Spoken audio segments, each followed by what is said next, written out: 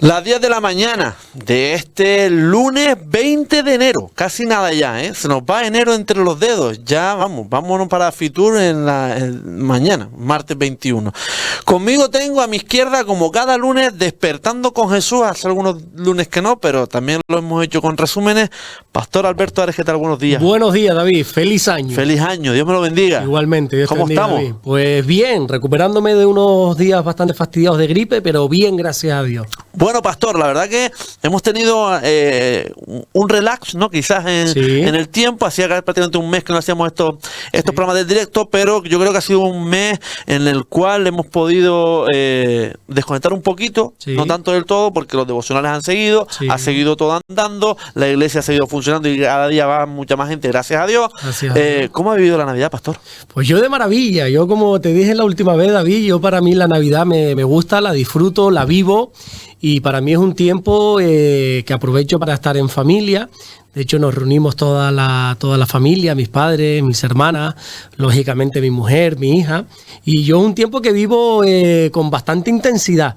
Bastante intensidad. No lo pasé aquí en Fuerteventura, salí fuera. Estuve en Tenerife juntamente con mi familia y pues saliendo por la calle, dando paseos. La verdad que fue un tiempo muy bonito. Tuve la oportunidad también de visitar la iglesia en Tenerife, que hubo un culto unido con las iglesias de Centro Evangélico Vida Nueva. Y ya te digo, un tiempo pero especial, muy especial. Bueno, empezamos hablando, si le parece, Pastor, acerca del culto, pero no este culto último que tuvimos en Morrojable y en Puerto del Rosario, en Puerto a las 11, Morrojable a las 6 de la tarde, sino el de Navidad, el que dio en Navidad. ¿Cómo estuvo ese culto? Pues bueno, eso que lo diga la gente, para mí fue espectacular. A mí me encantó porque es un culto diferente. Siempre Damaris y yo, mi esposa y yo, intentamos hacer algo diferente en Navidad, diferente en cuanto a la proyección del mensaje. No solamente es algo, es una predicación, como cotidianamente todos los domingos se hace, sino que intentamos hacer como una especie de obra de teatro o un sketch, algo ilustrativo, donde también tenga participación las personas de la iglesia. Bueno, te comento, decoramos las iglesias, tanto la de Puerto Rosario como la del sur de Fuerteventura, la decoramos como si fuera Belén. Pusimos unas casitas, bueno, un fondo ahí con un poquito de cartón y tampoco los medios económicos dan para mucho más. Hicimos ahí como si fuera Belén, el establo.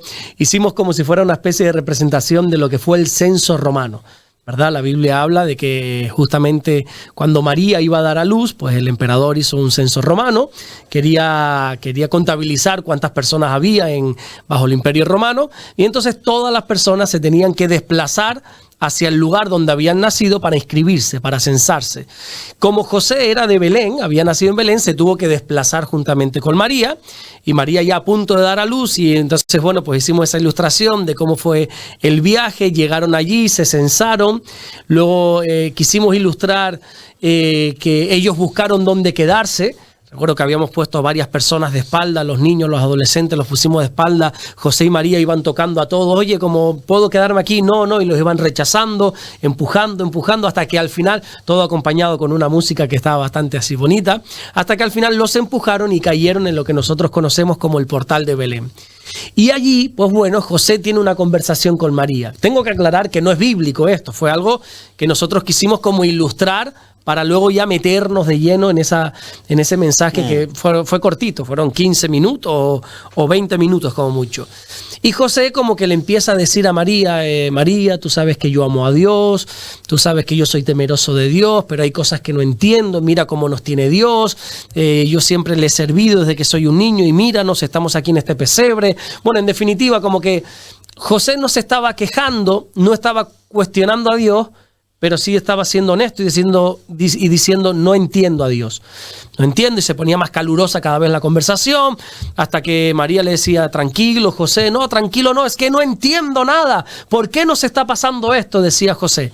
Hasta que María se pone a dar a luz. Y entonces, pues bueno, queríamos sacar la enseñanza de que aunque nos pasen cosas que no entendamos, aunque nos pasen cosas malas, al final todo obra para bien, como dice la Biblia. Y todo aquel sacrificio, toda aquella lucha, todo aquel camino hacia el censo, hacia Belén, el pesebre, todo fue con el fin de que naciera Jesús. Y bueno, y hablamos un poquito acerca del nacimiento. Y decía que, bueno, que siempre que nosotros pensamos en Navidad, nuestra mente se proyecta a Belén, nuestra mente se proyecta a luces, a consumo, ¿verdad? A regalos, a tiendas. Pero la Navidad tiene un nombre y la Navidad se llama Jesús. Y quería enfocarme en eso, en el nacimiento de Jesús. Pero más allá de Belén, yo estaba diciendo que el nacimiento de Jesús en Belén tenía el propósito de morir en Jerusalén. El nacimiento de Jesús fue con el propósito de la muerte de Jesús, de la cruz. La cruz es el símbolo de reconciliación entre Dios y el hombre. Mediante la cruz, dice la Biblia, reconciliar al hombre para con Dios. Y quise hablar un poquito acerca de eso, de cómo la Navidad nos tiene que recordar no solamente que Jesús nació, sino que Jesús se sacrificó por nosotros. Y es una decisión que nosotros tenemos que tomar, el hecho de reconocer a Jesús como el Salvador de nuestras vidas. Amén. Habló también de la cruz, habló de esa muerte de cruz, habló de cargar la cruz, que era una muerte horrible. Horrenda. Y lo explicaba bastante bien en ese culto, ¿no? Sí, exactamente. O sea, la Biblia dice que Jesucristo murió y una muerte de cruz, aclara Pablo. O sea, era la muerte más horrenda que un ser humano podía sufrir. Hoy para nosotros la cruz es un símbolo decorativo, algo que nos colgamos en colgantes, que algunos tienen en las puertas de su casa, en las paredes de su casa, pero la cruz era un símbolo de tortura, literalmente. Era un símbolo para el Imperio Romano, un símbolo para los hebreos, un símbolo de castigo, pero cruel. Cruel porque morías asfixiado.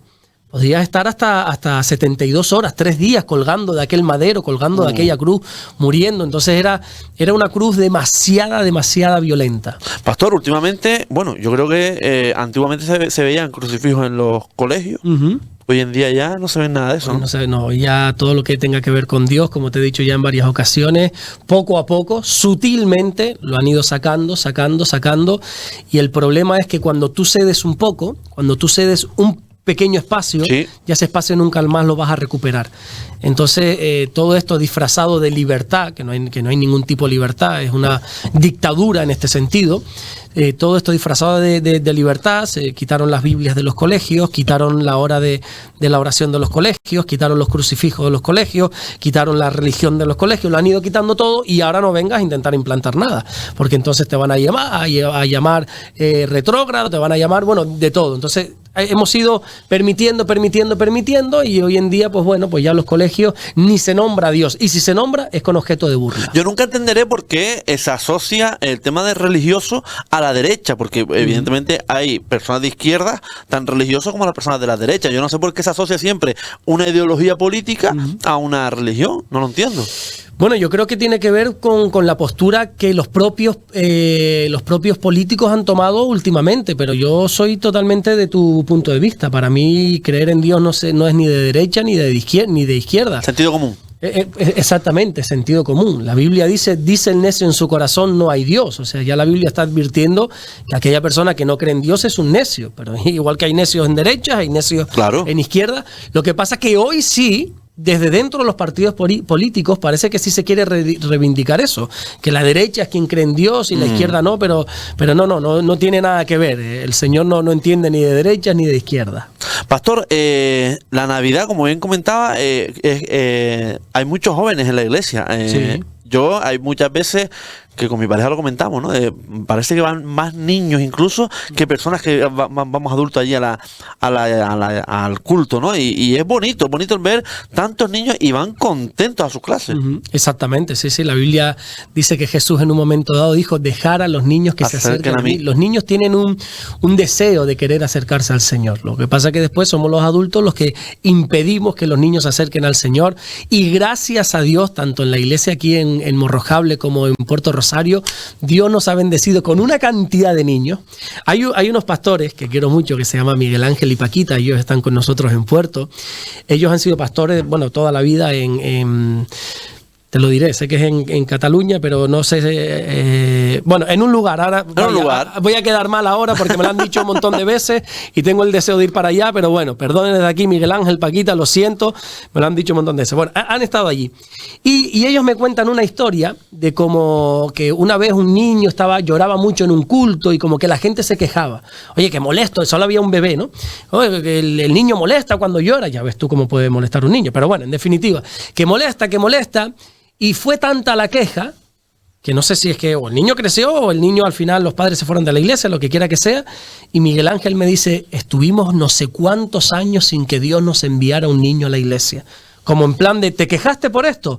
Ya no va a haber niños. Hasta que pasados los años y los años volvimos a escuchar a un bebé, a un recién nacido llorando dentro de la iglesia porque unos padres habían llevado a su bebé y ahí entendieron la bendición que es tener a niños dentro de la iglesia. Amén, qué bonito, la verdad que sí. Bueno, empecemos hablando, si le parece, pastor, acerca de las preguntas que vamos a realizar en el día de hoy. Por ejemplo, y antes de entrar con las preguntas, porque viene al caso, libertad o libertinaje, porque lo hemos comentado, ¿no? Estamos en una época, lo hemos dicho en muchos episodios, en una época, yo creo que brutal, una época en la cual todo vale para muchas personas. Ya la creencia religiosa está marcada para las personas. Parece que Dios está, nos alejamos cada vez más. Cuando a lo mejor nos pasan cosas desagradables, decimos Dios no está en ningún sitio, Dios no existe, no está en ningún lado. Y yo creo que cuando nos pasan las cosas malas es cuando más nos tenemos que aferrar a Dios. Exactamente. Siempre nuestra vida tiene que estar aferrada a Dios, pero más cuando estamos mal, porque al final Dios es nuestra fuente de esperanza. Entonces agarrémonos a Él cuando las cosas nos van mal, cuando no entendemos las circunstancias, el medio de enfermedades, el medio de crisis, el medio de cualquier situación, agarrémonos a Dios. Lo que pasa que volvemos a lo mismo, a lo que estamos tratando casi siempre, ¿no? El tema del libertinaje, el tema de esta cultura que se ha querido crear en el mundo de vivir ajenos a Dios, ajenos a la vida de Dios, como también dice la Biblia. Exactamente, le hemos dado la espalda a Dios, ahora vienen las consecuencias y Dios es el malo, o Dios no existe. No, chicos, las consecuencias están viniendo precisamente por eso, porque nos hemos alejado de Dios. Hay un salmo, que si no me equivoco es el Salmo 73, que no tomen nota, pero creo que es el Salmo 73, que dice que en cuanto a mí, acercarme a Dios me hace bien.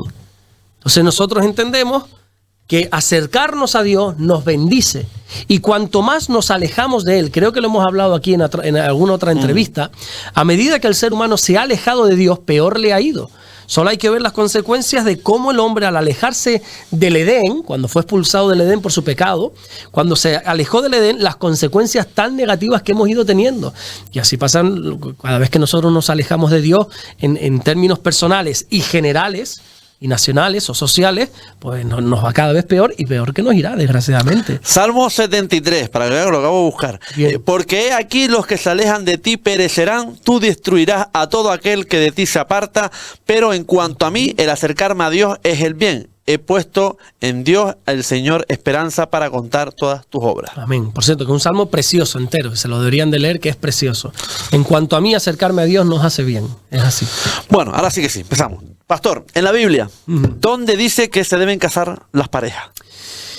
Desde el principio. La Biblia nos enseña desde el Génesis, por tanto, dejará el hombre a su padre y a su madre y se unirá a su mujer y serán una sola carne. Desde el principio de la Biblia, el Señor nos manda el mensaje de que a las parejas, aquellas personas que quieren vivir en común unión, se tienen que casar. Tenemos que dejar nuestros vínculos pasados para empezar una nueva familia. Una sola carne. Una sola carne habla en lo sexual, en lo físico, en lo emocional, en lo intelectual, en lo económico. Es un solo ser. Hombre, mujer, un solo ser. La Biblia no solamente empieza con un mensaje de boda, de dejar al hombre a su padre y a su madre, sino que termina. Tú cuando vas, por ejemplo, a Apocalipsis capítulo 19, te vas a encontrar que la Biblia termina hablando de las bodas del Cordero. La Biblia da por sentado el casamiento. Nos habla de que nosotros nos tenemos que casar. Es la unión perpetua de las parejas. Pablo, por ejemplo, el apóstol Pablo aconseja a las parejas casarse para no quemarse. No sé si entiendes esa expresión. Casarse para no quemarse. Sí, dice, antes de quemarte, cásate. Porque la Biblia establece que fuera del matrimonio no se pueden tener relaciones sexuales. Entonces, el noviazgo tiene un propósito que es conocerse, pero conocerse en plan de, ¿qué planes tienes tú para el futuro? ¿Cuál es tu idea? A ver si podemos compaginar, a ver si nuestras ideas de futuro pueden ir de la mano o no. Y entonces, cuando decidimos que sí, que podemos ir de la mano, entonces nos casamos y a partir de ahí ya entra en juego la sexualidad. ¿Cómo se lleva hoy el noviazgo? Bueno, es que antes del noviazgo ya las parejas se están acostando. Mi mujer se está leyendo un libro muy interesante porque me enseña cada frase que yo de verdad alucino. Decía una frase, a ver si recuerdo, Perdón, porque como todavía estoy un poquito con la fiebre, la mente la tengo un poquito ida, ¿no? Pero decía, hoy en día, mira esta frase que impactante, hoy en día es más íntimo que la pareja presente a sus padres antes que tener relaciones sexuales. Piensa en eso, ¿eh? Hoy en día las parejas tienen sexualidad y eso es como no pasa nada, no hay importancia. Como cambiarte de calcetines. Exactamente. Pero si decimos, mira, que te voy a presentar a mis padres, no, eso ya es un paso muy importante en cuanto a la relación, porque hemos cambiado, ¿verdad? El concepto. Hemos cambiado el concepto del noviazgo. Claro, luego, ¿qué pasa? Que hoy en día hay más separaciones que bodas, ¿verdad? Hoy creo que es de cada 2 bodas hay 3 divorcios, y si no, un poco más.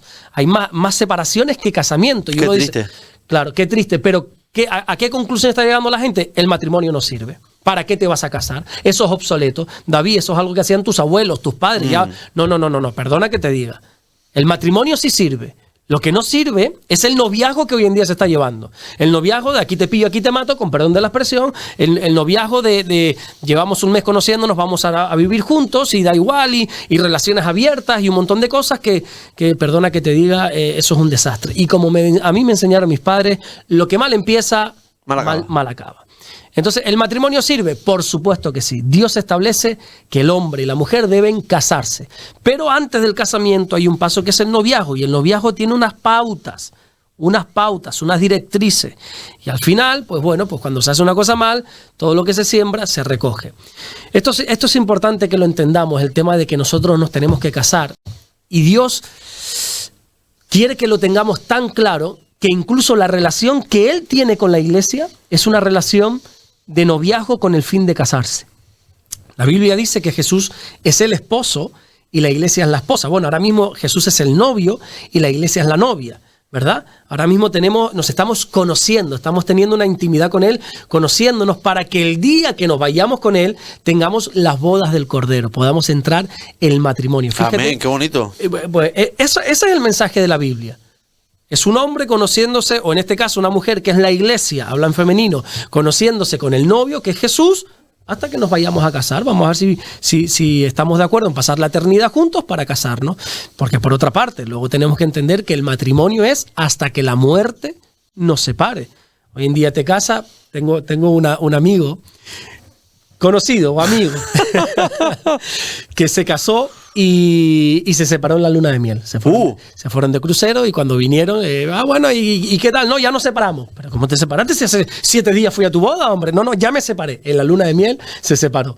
Porque hoy en día, bueno, el matrimonio, no sé qué concepto tiene la gente, y se separa. Mira, este es mi anillo de casado. Y esto me tiene que recordar que estoy casado siempre.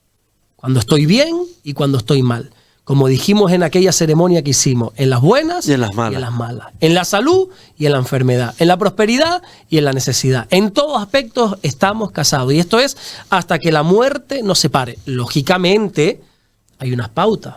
Si hablamos de malos tratos, si hablamos de ciertas circunstancias, vía de escape. O sea, yo siempre aconsejo a una persona maltratada, sea un hombre, sea una mujer, o sea, abandona ese matrimonio urgentemente. Porque estamos hablando ya de delitos. Pero hoy en día ya estamos en la cultura de usar y tirar, y a la primera discusión, al primer malentendido, nos separamos. Y eso no es la visión de Dios. A mí siempre me han hecho la pregunta, sobre todo mis hijos me dicen, ¿y Dios qué es, mujer o es hombre? Es hombre, se presenta como un padre. Claro, se presenta como un padre. Eso es una figura masculina. Se presenta como un padre, evidentemente, sí. Otra de las preguntas que tengo, pastor, aquí presente, para que todos lo sepan, es la de que ¿dónde pone o dónde dice la Biblia que se tiene que casar delante de un pastor? Bueno, ¿dónde se tiene que casar delante de un pastor? En ningún sitio. La Biblia no lo dice en ningún sitio que uno se tiene que casar delante de un pastor, pero la Biblia habla o nos define lo que es una boda, un matrimonio. Es un pacto, ¿no? En diferentes pasajes de la Biblia. Hay uno en Eclesiastés y otro en Malaquías. Bueno, hay en diferentes sitios que habla de que el matrimonio es un pacto. Malaquías capítulo 4, si no me equivoco, cuando habla, fuiste leal a la mujer de tu pacto. Esa palabra pacto en el original, en el hebreo, es berit. Y berit significa que es un pacto que Dios ha establecido, que Dios ha puesto las normas. Todo pacto tiene que tener pues, las dos partes del pacto, ¿verdad? Un representante y un testigo. Pero eso es aquí, eso es en los tiempos antiguos y en todos lados. Entonces, un matrimonio se tiene que llevar a cabo delante de una persona de autoridad, ya sea un alcalde, ya sea un pastor, ya sea un sacerdote, ya sea por una persona que tenga autoridad y con un testigo delante. Nosotros consideramos que, oye, qué bonito que nosotros podamos empezar nuestra vida matrimonial que un hombre de Dios, que un pastor pueda orar por el matrimonio. Pero, por ejemplo, nosotros, si tú vienes, por ejemplo, por ponerte un ejemplo muy común en España, tú vienes del catolicismo, te has casado en el catolicismo, un cura te casó, tú vienes a la iglesia cristiana y nosotros no vamos a hacer repetir tu boda. No es que a ti no te casó un pastor, sino un cura. Bueno, a mí me casó un cura, pero es una persona de autoridad que tenía legalidad en ese momento y me casó, o no, yo me casé por lo civil, a mí me casó un juez de paz, o me casó un alcalde, o me casó, pueden casar también los que están en el mar, los marineros. Sí, no los marineros en sí, ¿Patrón mayor? Sí, pues creo que tienen autoridad para casar. O sea, una persona de autoridad puede casar. Un notario. Un notario, exactamente. Entonces, es válido. Nosotros los cristianos nos gusta que sea un pastor quien nos case, ya te digo, para empezar nuestra vida matrimonial bajo una oración, que es muy bonito. Bueno, ahora vamos a entrar quizás en un terreno pantanoso. Sí. Y, la Biblia, hoy en día pues se casan personas de ambos sexos. Sí. ¿Qué dice la Biblia acerca de esto, pastor? Bueno, pantanoso para la gente. Para mí no es nada pantanoso este tema. No, yo lo digo porque porque hoy en día, estarás de acuerdo conmigo, estamos ante la generación de cristal, que no se puede comentar, no se puede decir absolutamente nada, todos se escandalizan por cualquier tipo de historia, etcétera, etcétera, ¿no? Entonces, por eso decía que a lo mejor hay quien le molesta, a lo mejor lo que vamos a decir quizás aquí, ¿no? Mira, si al propio Señor Jesucristo lo crucificaron por decir la verdad, yo ya entiendo que a todos no se les puede agradar. No, total, sí. Y entonces cuando tú intentas transmitir un mensaje o hablar para agradar a todos, no lo vas a agradar, y al primero que vas a desagradar es a Dios. Yo he entendido eso con el pasar de los tiempos. Tuve un tiempo que quería agradar a mucha gente, pero ya he entendido que primero que no se puede, y segundo que no quiero agradar a nadie si ese agrado desagrada a mi Dios. Entonces, también es verdad que la Biblia dice que la verdad sea dicha siempre con amor. Lo que tampoco podemos decir aquí es, no, porque la Biblia dice, y ofender a la gente, o dañar a la gente, o estropear o romper el corazón de la gente, no. Pero la verdad tiene que ser dicha. La Biblia no habla en ningún momento, es que hace silencio total en cuanto al matrimonio entre personas del mismo sexo, de hombre y hombre, o mujer. Es que la Biblia no dice ni siquiera, no se casarán dos personas, es que hace silencio absoluto, porque es algo que se da por sentado que es totalmente ilógico. Es totalmente ilógico. La Biblia dice, dejará el hombre a su padre y a su madre y se unirá a su mujer. Y luego más adelante también el Mateo dice, hombre y mujer.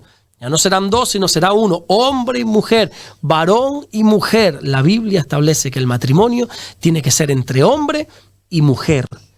¿Qué sucede?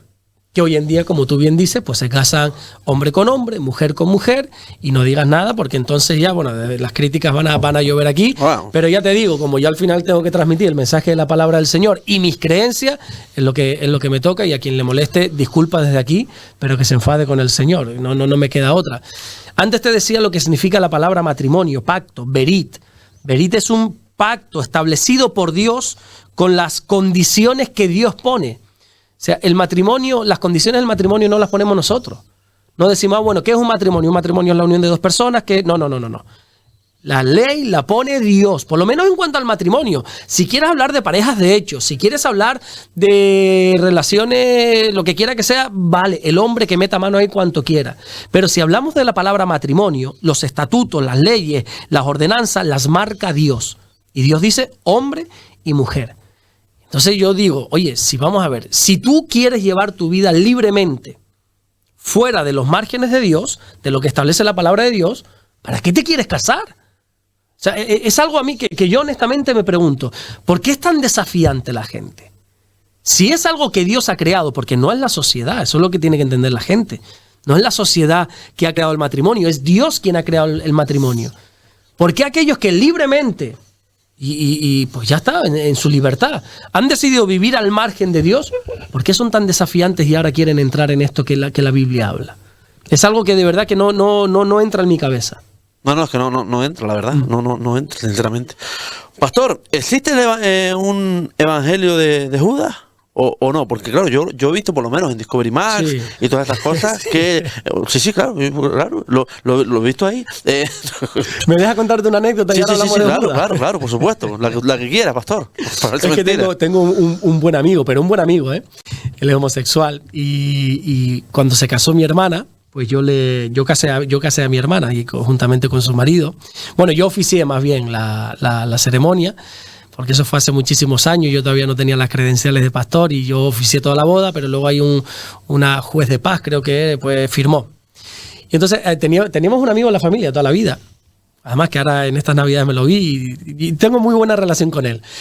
Y claro, la ceremonia cristiana es un tanto diferente a la católica. La católica es un poquito quizá más protocolaria, más seria, no tiene casi participación alguna los novios, salvo cuando dicen el si quiero o el beso. Es un poco más tradicional. La cristiana, hay lugar a que familiares hablen, hay lugar a que si los novios quieren decirse algo se diga. Bueno, es un poco diferente. Bueno, cuando acaba la boda, este amigo, pues se acerca, wow, maravillosa la boda, que no sé qué qué maravilla, Alberto. Ya, bueno, me alegro que te haya gustado. Dice, tú sabes que yo me voy a casar ahora, por favor, quiero que me cases y hagas una ceremonia. Que hagas una ceremonia igual que le has hecho a tu hermana. Digo, mira, escúchame una cosa, tú sabes que yo te quiero mucho. Sabes que yo te tengo muchísimo aprecio. Pero no. Le tuve que decir, no, lo siento mucho, o sea, yo no tengo nada en contra de ti. Lo que tú estás haciendo, la Biblia no lo aprueba, pero yo te amo, al igual que Dios me ama a mí y me amó cuando yo estaba también en pecado, pero yo no puedo como pastor casar, ni como pastor, como cristiano, casar a una persona en el mismo sexo, ¿no? Simplemente como anécdota me acuerdo que me decía, yo quiero que tú también hagas esto, y le tuve que decir, mira, te quiero mucho, pero evidentemente no puedo. Bueno, por lo que le comentaba, pastor, ¿no? Que existe un evangelio de San Judas o no. Bíblico no, sí, como tú bien dices, Discovery, ¿cómo es? Discovery Max. Discovery Max, que eso es un canal de internet, ¿no? Sí, en la tele también está. Sí. Sé que hay muchas cosas, hay también evangelio de Enoch y libros de otros diferentes evangelios, pero no. Los evangelios bíblicos, los evangelios canónicos, los evangelios establecidos por Dios, inspirados por el Espíritu Santo, son 4. Mateo, Marcos, Lucas y Juan. Cuando uno empieza, yo no lo he leído honestamente, te voy a decir un poco lo que yo he escuchado y he leído un poco de información, pero no me he leído este evangelio de Judas como tal, pero por lo poco que he leído está escrito desde un punto de vista agnóstico. Agnóstico significa que no es ateo, tiene creencia, pero no sabe en qué exactamente. ¿Tú has visto un programa que se llama La que se avecina? Que sí, claro. Hay uno en un bar que dice, no me recuerdo cómo se llama, que creo Fermín, no sé. Llámalo Dios, llámalo X, llámalo energía. Eso es un punto de vista agnóstico. Llámalo Dios, llámalo energía, llámalo algo. Sé que algo hay, no sé qué exactamente. Bueno, pues el evangelio de Judas, que no es bíblico, está escrito desde ese punto de vista, un punto de vista agnóstico. Entonces, incluso contradice un poco lo que es la palabra de Dios, el mensaje de Dios. No tiene lugar alguno el evangelio de Judas dentro del canon bíblico. Hay muchas personas que dicen que existe sufrimiento en el mundo, que existe maldad, que Dios qué hace ante eso, ¿no? Entonces, la pregunta es, ¿por qué cree que hay maldad y sufrimiento en el mundo, pastor? Pues te lo estaba diciendo antes, por haberle dado la espalda a Dios. O sea, Dios ha creado un mundo maravilloso y creó al ser humano para tenerlo en el Edén y rodeado de bendiciones y de todo árbol puedes comer y todo esto es para ti y esto es un paraíso, pero hay unos límites que no podemos pasar y cuando el ser humano lo pasa y vienen las consecuencias, ahora ¿qué pasa? ¿Que Dios es el malo? No, te están viniendo las consecuencias, ¿verdad? Todo lo que siembres, dice Pablo a los Corintios, todo lo que el hombre sembrare, eso también cosechará. Entonces, si nosotros estamos sembrando maldad, pues dice la Biblia, vamos a recoger maldad. Si uno siembra tempestades, ¿qué va a recoger? Tempestades. Pues entonces el sufrimiento, todo es debido a la maldad del ser humano, a la entrada del pecado en el mundo, en el corazón del ser humano. De verdad que es complicado. Tanto es así, perdona, que la Biblia dice que cuando muramos y vayamos al cielo, hay un versículo, que ahora no recuerdo dónde está, lo podríamos buscar, que dice que allí ya no, sé que está en Apocalipsis, allí ya no habrá más sufrimiento ni más dolor. En el cielo, como no hay pecado, no va a haber sufrimiento ni dolor. ¿Por qué aquí sí lo hay? Porque está el pecado. Yo creo que a buen entendedor, pocas palabras. Exactamente. ¿Cómo podemos encontrar esperanza en tiempos difíciles a través de la fe, pastor? Pues agarrándonos al Señor siempre y no poniendo en duda nunca lo que la palabra de Dios dice. Amén. Pablo le dice a los efesios que nosotros tenemos que guardarnos con el escudo de la fe. ¿Por qué dice el escudo de la fe? Porque en los malos momentos nos vienen tantas dudas, en los malos momentos nos vienen tantas preguntas y en los malos momentos, pero hablando de momentos muy difíciles, nos vienen pensamientos de decir, ¿y Dios dónde está? Mira, me viene a la mente cuando el amigo de Jesús llamado Lázaro muere. Jesús no se aparece enseguida, creo que te lo hablaba una vez, o en un devocional, no recuerdo ahora exactamente. Lázaro muere, Jesús no aparece ahí en Betania enseguida, sino que tarda 3 días. Y cuando llega, la hermana de Lázaro, fíjate lo que le dice al Señor: Jesús, si hubieses estado aquí, mi hermano no hubiese muerto. Si hubieses estado aquí, recriminándole al Señor. ¿Por qué? Porque seguramente en esos días de duelo, en esos días de luto, en esos días tristes, pues preguntas venían a la cabeza. ¿Y dónde está Dios, verdad? Porque a todos nos ha venido esa pregunta cuando estamos, por ejemplo, enterrando a un ser querido. ¿Y dónde está Dios? Sí. ¿Por qué Dios no sanó a esa persona?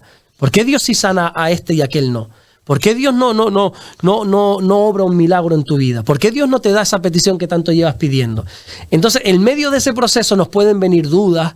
Entonces, ¿cuál es mi consejo? Nunca pongas en duda al Señor. Dios es bueno y para siempre su misericordia, amén, dice la Biblia. Constante y permanentemente, el libro de los Salmos lo dice: Dios es bueno y para siempre es su misericordia.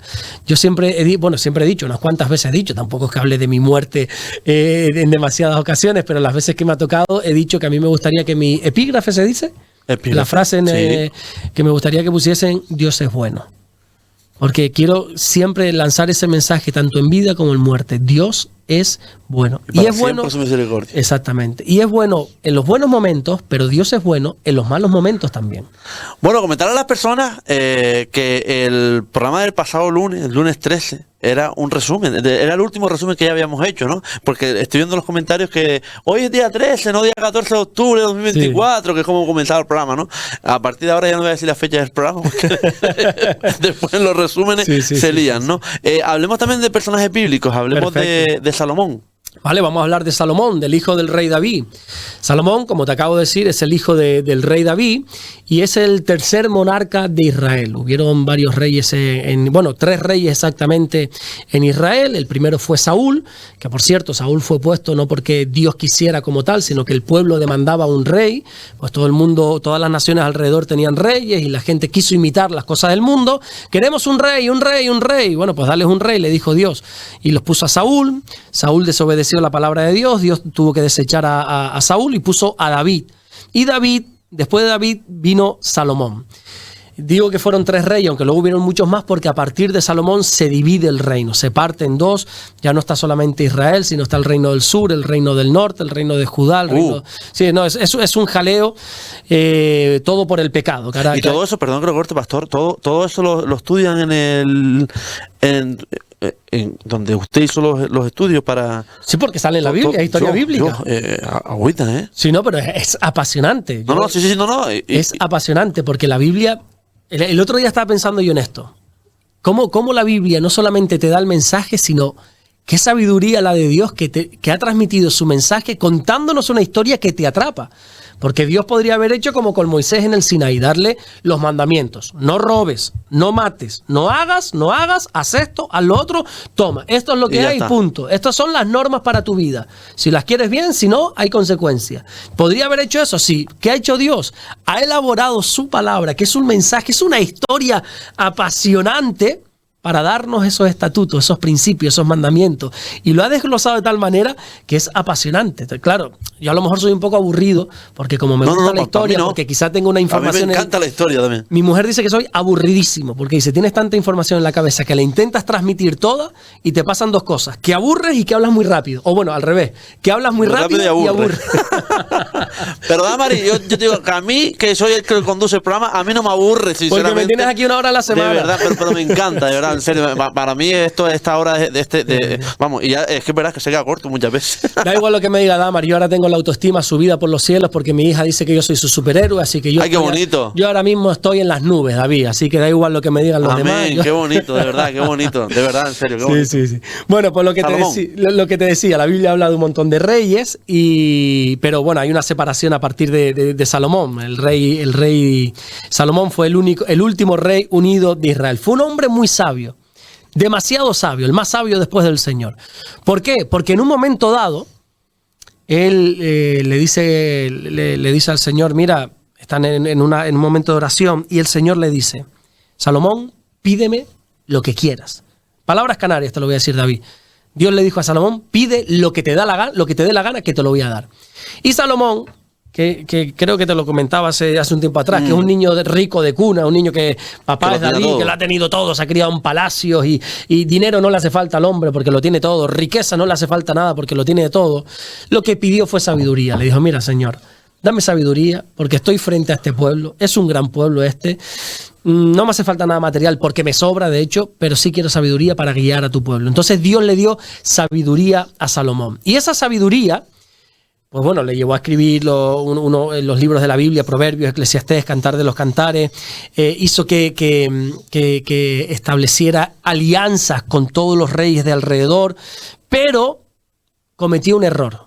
Empezó a unirse a mujeres, ¿verdad? Empezó a practicar la poligamia. La Biblia no aprueba la poligamia. El esposo tiene que estar casado con una sola mujer, la esposa tiene que estar casada con un solo esposo. Pero Salomón empieza a tener 700 mujeres, dice la Biblia. Y claro, pues todo eso le llevó al pecado, a la rebeldía. Empezó a adorar a otros dioses. Salomón, en definitiva, aunque fue un hombre muy sabio, no sé si tú has escuchado incluso la historia de la decisión salomónica. Me suena lo de Salomónica, me suena mucho. Bueno, pues mucho, es de la Biblia, porque dice que dos madres vinieron a Salomón discutiendo, mira, que este es mi hijo, no, que este es mi hijo. En aquella época no había un registro de nacimiento como lo hay ahora. Entonces, mira, que es mi hijo, que es mi hijo. Y Salomón dice, ¿cómo puedo descubrir yo de quién es el hijo realmente? ¿Quién está mintiendo? Y entonces dice Salomón, vamos a hacer una cosa, vamos a partir el niño a la mitad, como no se ponen de acuerdo, y mitad para uno, mitad para otra. La madre verdadera dijo, no, el hijo para ella, porque no lo quería matar. Entonces Salomón dijo, este es el hijo, dáselo a ella. Se llama decisión salomónica cuando hay que partir en dos. Fíjate la sabiduría que tenía Salomón de cómo llegó, mira, vamos a hacer esto y descubrimos de quién es el hijo.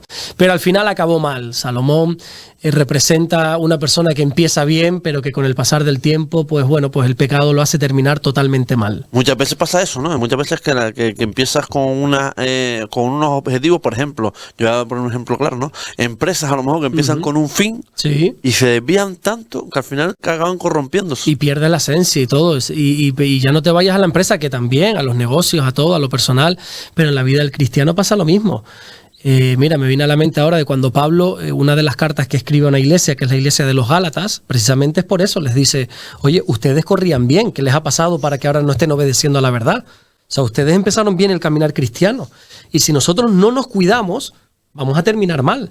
Empezamos bien, con ganas, voy a servir al Señor, quiero caminar juntamente con Cristo, quiero guardar mi santidad, quiero hacer las cosas bien, pero como no te cuides todos los días de tu vida, David, terminas pues totalmente corrompido, totalmente apartado, porque nadie tiene asegurado nada en esta vida. Totalmente. Pablo dijo, he terminado la carrera.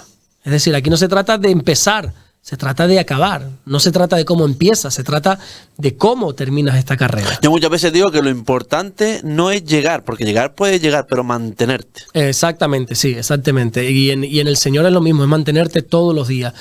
La Biblia presenta el caminar cristiano con una carrera, ¿verdad? Pablo a los Corintios le dice que esto es una carrera, que tenemos que correr de tal manera que obtengamos el premio, y es una carrera que más que un sprint es una maratón, y aquí hay que prepararse, aquí hay que ir tranquilito, despacito pero con buena letra, ¿verdad? Sin prisa pero con pausa. Sin prisa pero sin pausa, tranquilito, sin pausa.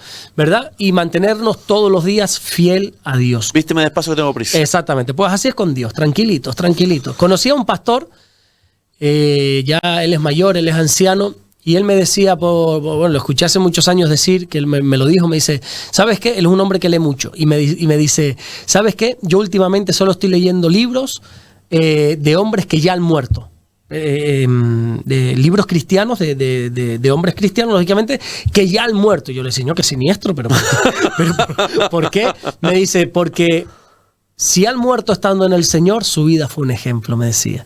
No se trata de un libro que tú puedas escribir, mira en un momento y luego te enteraste de aquel pastor lo que hizo, mi madre cómo cayó, cómo empezó y míralo cómo está ahora. No, él decía, si ha muerto estando en el Señor es que se mantuvo fiel, así que yo quiero leer libros de gente que verdaderamente se mantuvo fiel a Dios durante toda su vida. Amén. Yo me estaba acordando, pensé que iba a comentar la anécdota de aquel hombre que estaban reformando una iglesia en Tenerife y que clavaban el martillo despacito, sí, despacito. Exactamente, despacito. En una obra y habían otros que se reían de él y corriendo los otros haciendo huecos porque iban a empastar.